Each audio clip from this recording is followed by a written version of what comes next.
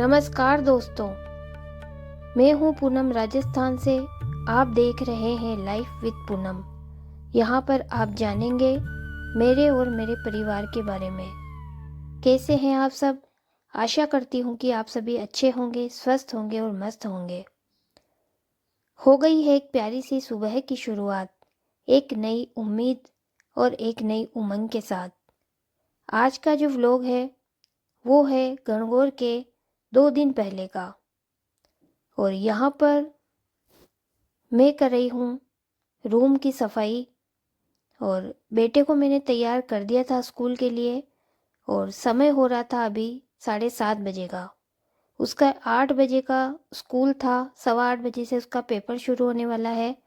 तो मैंने सोचा कि स्कूल में अभी 10-15 मिनट बाकी थे, तब तक मैं बेडशीट वगैरह जो है उसको सही कर देती हूँ, बेड सेट कर देती हूँ। जो कंबल वगैरह थी वो रख दी थी हमने ऊपर और बॉक्स में रख दी थी उनको।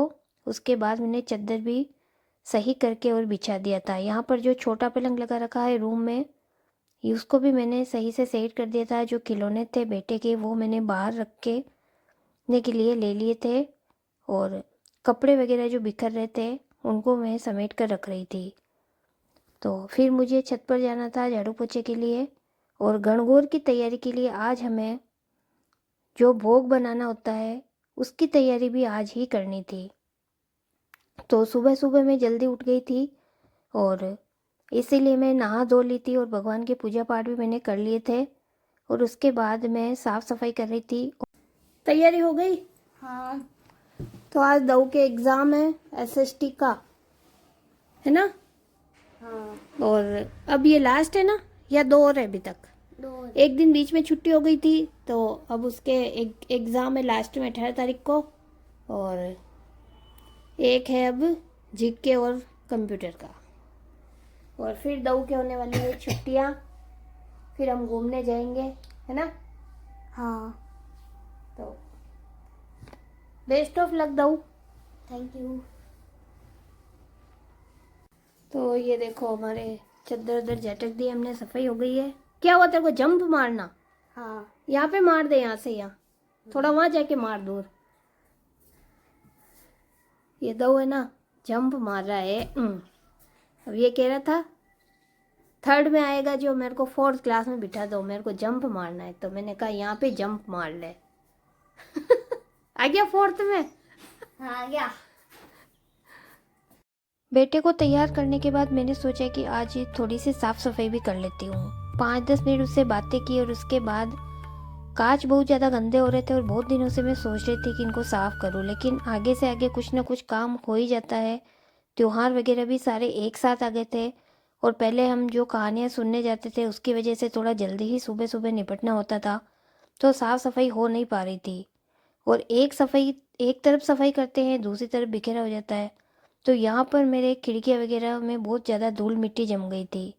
तो मम्मी खाना बना रहे थे, तो मम्मी ने कहा कि तू तेरे साफ़ सफाई कर ले और मैं बना लेती हूँ खाना। तो यहाँ पर मैंने जो किचन की खिड़की थी उसको भी अच्छे से झटक दिया था, गेट वगैरह सब साफ़ कर दिए थे। और जो कांच बहुत ज़्यादा गंदे हो रहे थे रूम के, उनको भी मैंने साफ़ कर लिए थे।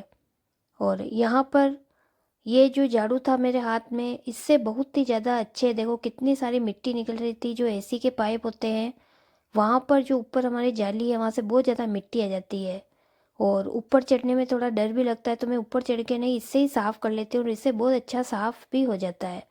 पंखे वगैरह सभी इससे अच्छे साफ़ हो जाते हैं।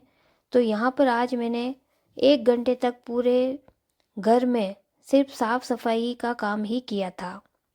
और मैं आप सभी को बता देती हूँ कि आप लोग सोचते होंगे कि ये नीचे का जो झाड़ू पोछे का जो काम होता है वो नहीं बताती है, सिर्फ ऊपर का ही क्यों बताती है।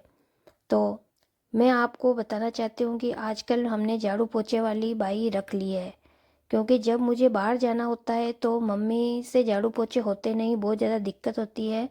और साफ़ सफाई में, खाना वगैरह बनाने में, खाना तो वो बना लेते हैं लेकिन फिर झाड़ू पोछे में वो बहुत ज़्यादा थकान आ जाती है, उनकी तबीयत भी ठीक नहीं रहती आजकल। इसलिए उन्होंने कहा है कि फिर यहाँ मैं रहती हूँ जब तो कोई बात नहीं, लेकिन बाहर चली जाती हूँ, जैसे अभी छुट्टी आ रही है तो कहीं घूमने भी जाएंगे, मायके भी जाएंगे, तो इसीलिए हमने झाड़ू पोछे वाली रख ली है।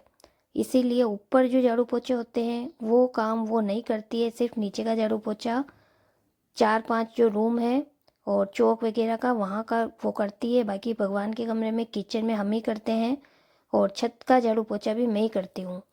तो यहाँ पर मैं छत पर झाड़ू पोछे करके आ गई थी और अब हमें बनाने थे गणगौर माता के लिए भोग।